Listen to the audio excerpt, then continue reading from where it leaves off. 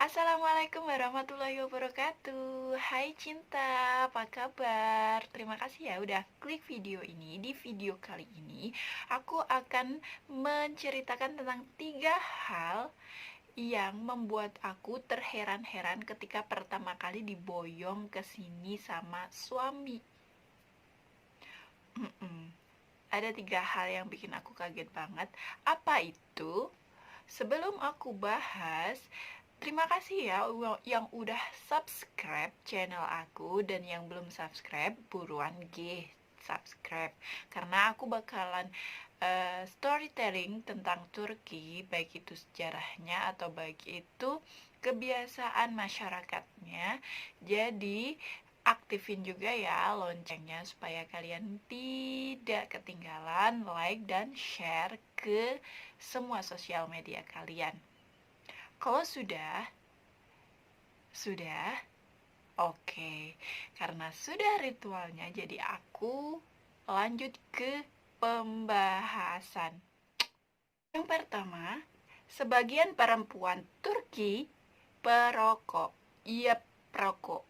Jika kalian berkunjung ke Turki, liburan ke Turki, keluar dari pesawat, kalian akan disuguhkan dengan lalu lalang orang-orang. Yang membuat beda di sini adalah lalu lalang orangnya itu cantik-cantik, juga ganteng-ganteng. Yang mana perempuan itu subhanallah, masya Allah cantiknya, masya Allah cantiknya, masya Allah. Karena tak jarang juga mereka itu berwajah Eropa atau berwajah orang-orang Barat, tapi menggunakan tunik khas Turki, ya, pakaian muslimah, berkerudung. Masya Allah, ini tuh bisa membius mata yang memandang. Bukan mata Adam aja, mata kaum Hawa pun juga terbius. Contohnya aku juga. Mereka itu wajah orang Eropa, pakaian muslimah banget, dan tanpa riasan wajah pun aku bisa terbius dengan kecantikan mereka. Bayangin aja. Cantik, pasti cantik. Bagaimana menurut kalian? Search deh, kecantikan wanita Turki. Itu sudah famous banget, kecantikan wanita Turki. Nah, tapi ketika kalian berjalan lebih jauh dari bandara, kalian sudah masuk ke masyarakatnya, jalan-jalan di jalannya, kemudian nongkrong di kafenya, kalian akan disuguhin si wanita cantik ini tak jarang menyematkan sebatang rokok di antara dua bibirnya. Iya, rokok. Mereka bakalan santai duduk di kafe-kafe, bahkan di pinggir jalan. Ya, mereka merokok aja kayak gitu. Tapi dari gestur tubuh nih, dari gestur tubuhnya mengisyaratkan, um, ini aku kayak gitu. Jangan pernah hubung-hubungkan pakaian yang aku gunakan dengan rokok yang aku hisap. Memang sebagian besar perempuan Turki, bukan sebagian besar, mungkin sangat banyak banget perempuan Turki itu yang perokok. Kalau di Indonesia, di pack rokok itu kayak gambarnya, kan sekarang gambarnya serem-serem tuh, pack rokok. Nah, kalau di Indonesia penyakit-penyakit yang disebabkan oleh rokok tuh gambar orang-orangnya. Kemudian seorang laki-laki yang menggendong anaknya, kayak gitu-gitu kan. Kalau di Turki itu sudah di pack rokoknya itu gambarnya itu perempuan hamil, perempuan membawa batita, perempuan membawa balita, kayak gitu. Jadi gambarnya itu udah nggak cowok lagi. Ini membuktikan bahwasanya banyak perempuan Turki yang merokok. Emang pemerintahnya kayak gimana kayak gini? Pemerintah sudah getol banget mengkampanyekan bahaya rokok. Jadi ya mau gimana lagi, yang namanya perokok kan itu candu kayak gitu loh. Jadi nggak bisa berhenti karena pemerintah mengkampanyekan itu kayak gitu, nggak bisa. Kemudian aku penasaran dong, kenapa mereka itu ngerokok di, ya santai aja gitu loh ngerokok. Karena sebelum aku kesini pun itu bukan pemandangan yang biasa aku lihat kayak gitu. Aku tanya dong ke suami aku, kenapa mereka merokok? Dengan santainya suami aku tuh jawab kayak gini, ya mungkin mereka stres. Stres kenapa kayak gitu? Ya mungkin karena jalan hidup mereka kayak gitu, ya stres dengan kehidupan mereka atau pekerjaan mereka atau apapun lah itu, yang penting stres kayak gitu. Oh ya, gitu. Berarti kalau aku stres aku bisa rokok dong, aku gitu. Ya bercanda, bercanda Cin, bercanda sama suami aku. Tapi beneran loh, suami aku itu bilang kayak gini loh. Ya kalau kamu mau rokok silakan rokok, tapi ya tahu sendiri kan bahaya rokok kayak gimana. Kayak gitu. Suami aku itu alhamdulillah banget, dia itu open minded kayak gitu, sabar banget dan open minded. Juga kayak membebaskan aku, ya udah kalau kamu pengen rokok ya rokok aja, tapi kamu harus tanggung resikonya dong. Rokok itu menyebabkan ini kayak gitu dia. Tapi loh ya Cin, ini logika aku aja ya, logika aku aja. Ketika kalian mendapat suatu masalah, ya kan, masalah lah, terus kalian belum dapat dapat solusinya, ini masalah, bener kan? Ini masalah belum dapat solusinya tuh, terus kalian stres, ya kan Cin? Terus kemudian pelarian ke rokok, ya kan Cin? Nah, pada suatu ketika kalian sudah bisa menyelesaikan si masalah ini, solusinya tuh udah nemu gitu loh Cin. Nah, akhirnya masalah hilang dong. Tapi rokok kan candu Cin. Jadi sampai kapanpun kalau kalian tidak benar-benar bertekad buat mengakhirinya, bakalan terus dan terus. Iya nggak sih Cin? Ini sih pendapat pendapat pribadi aku ya. Gimana pendapat kalian? Coba deh komen di bawah. Jangan anggurin kolom komentar. Aku bakalan baca pendapat-pendapat kalian dan aku pasti seneng banget kalian nge-share pendapat kalian. Oke? Yang kedua, lotre. Yaps. Kalau di Indonesia, lotre adalah judi. Judi adalah dilarang. Dilarang adalah ilegal. Ilegal adalah digrebek. Digrebek adalah dipenjara. Iya, kalau di Indonesia ada perundang-undangan tentang perjudian bahwa judi itu ilegal dan lotre itu masuk ke dalam perjudian. Kalau di sini, selain kalian disuguhkan wanita yang merokok di jalan, ketika kalian berjalan-jalan di Turki, kalian juga kan disuguhkan kios-kios yang nggak begitu besar, juga nggak begitu kecil, yang menjajakan kertas-kertas yang sudah tertata rapi. Apakah kertas itu? Ips, lotre.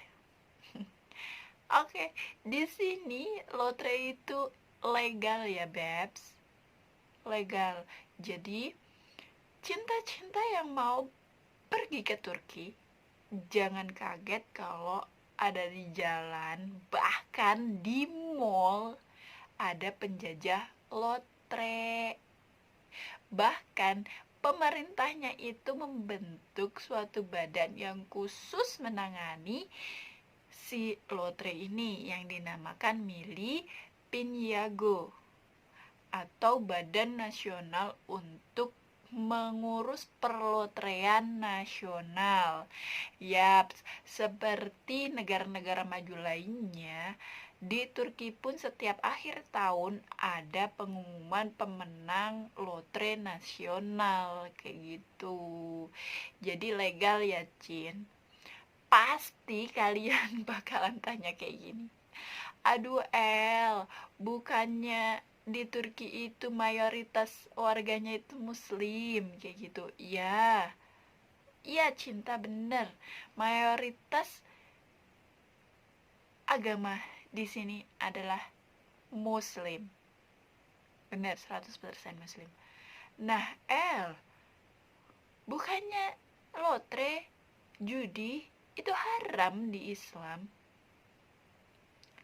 Yap, bahkan Dianet atau sekelas Kementerian Agama lah kalau di Indonesia itu ya, itu sudah mengeluarkan fatwa tentang haramnya lotre. Tapi ya mau gimana lagi, Cin? Udah tradisi turun temurun itu lotre. Udah gitu dilegalkan pula sama pemerintah. Ya udah jadinya lotre menjamur kayak gitu. Ya, tahu. Kak, nggak semua warga Turki itu membeli lotre, kayak kecanduan pembeli lotre. Lotre itu kan candu kayak gitu. Yang judi, kata kata Bang Haji Romai Rama juga, yang awalnya menang terus kemudian kalau apa sih menang-menang lagi, menang-menang kayak gitu. Candu sama kayak si rokok tadi, candu. Menurut aku tuh lotre, judi itu candu. Kayak gitu. Iya, kayak gitu ya. Nggak semuanya masyarakat Turki itu yang pro dengan ya lotre itu haram, ya nggak beli lotre. Tapi masih banyak juga yang beli lotre. Bahkan kalau akhir tahun, pedagang asongan itu bukan cangcimen lagi di sini. Pedagang asongan itu jajanannya itu lotre, kertas lotre gitu. Ya namanya tradisi ya, aku juga nggak tahu. Kalau pendapat aku sih ya, kayak kenapa judi dijadikan dijadikan kebiasaan kayak gitu loh. Jadi bagaimana pendapat menurut, ya bener, bagaimana menurut kalian, bagaimana pendapat kalian, komen ya di kolom komentar. Jangan anggurin, beneran jangan anggurin. Aku bakalan seneng banget kalian share pendapat kalian, dan aku bakalan baca satu persatu insyaallah. Oke. 3. Miras atau minuman beralkohol. Yaps, minuman beralkohol yang biasanya dihancurin pakai truk silinder sama polisi-polisi Indonesia. Kalau di sini dijajakan rapi di market, minimarket, toko kecil, toko gede, kayak gitu. Mulai dari bir, anggur, raki. Raki ini minuman beralkohol khas Turki, kayak minuman tradisional khas Turki tapi beralkohol kayak gitu. Dan raki ini adalah minuman favorit Presiden pertama Republik Turki, ya Presiden Mustafa Kemal Atatürk. Bahkan si raki ini pernah atau mendapatkan gelar minuman nasional sampai akhirnya di pemerintahan Presiden Erdogan, jadi mengganti siraki atau minuman beralkohol ini dengan airan. Jadi Presiden Erdogan mendeklarasikan bahwasanya airanlah minuman nasional masyarakat Turki. Tapi raki tetap ada, namanya juga tradisi, dan itu adalah minuman tradisional kan. Jadi sekarang di restoran-restoran atau fast food pasti menjajakan si airan ini, karena airan ini adalah minuman nasionalnya orang Turki ya. Kalau aku pribadi ya alhamdulillah ya diganti ya minuman nasionalnya. Ya, miras di sini legal ya cinta. Miras, minum-minuman alkohol, dan memang pemerintah itu melegalkan apa masyarakat dewasanya untuk mengkonsumsi alkohol kayak gitu ya, seperti negara maju yang lainnya gitulah ya. Alkohol itu legal untuk, tapi ada batas usianya ya pasti itu. Tapi di pemerintahan Presiden Erdogan ini ada kebijakan baru, yaitu kebijakan di sekitar masjid atau sekolah dilarang menjual miras atau minuman beralkohol. Jadi ada jarak amannya tuh. Jika toko-toko yang masih jarak kurang atau sama dengan 100 meter dari masjid atau sekolah dilarang menjajakan miras atau minuman beralkohol. Hal ini bertujuan untuk menjaga, ya tahu sendiri kan, kalau sekolah itu banyak anak-anak, ada menjaga generasinya gitu. Tapi yang namanya kebijakan, kebijakan itu pasti ada pro, ada kontra, kayak gitu. Yang pro ya udahlah, jangan dipikirin ya yang pro. Yang kontra ini mengeluarkan pendapat bahwasanya kebijakan Presiden Erdogan ini punya agenda, yaitu agenda keagamaan atau agenda keislaman, dan intinya menuju untuk mengilegalkan si miras ini gitu loh. Suudzonnya yang kontra. Kemudian dibantahlah sama si Presiden Erdogan. Tidak, kebijakan yang saya umumkan atau kebijakan yang saya ambil ini tidak ada hubungannya atau tidak beragenda keagamaan atau keislaman, tapi saya mempunyai tujuan tentang kesehatan masyarakat Turki dan menjaga generasi muda Turki, yang mana beliau nggak mau nih pemuda Turki tiba-tiba teler aja di sembarangan jalan, tapi tetap melegalkan si minuman beralkohol. Kalian boleh minum sepuasnya jika di rumah, kayak gitu. Pun kalau ya itulah, pokoknya ada jarak aman gitu loh ya. Tapi tetap tetap legal kayak gitu. Presiden Erdogan, atau kalian yang biasanya sebut Presiden Erdogan, jadi sama beliau itu dibantah gitu yang kontra. Enggak ada, tapi yang namanya kebijakan tetap sampai sekarang itu ada pro dan ada kontra kayak gitu. Tapi ya menurut aku sih sah-sah aja, karena ya namanya sekolah, ya itu tadi, sekolah itu banyak anak kecil kayak gitu. Yang namanya anak kecil itu tinggi banget daya ingin tahunya kayak gitu. Itu apa?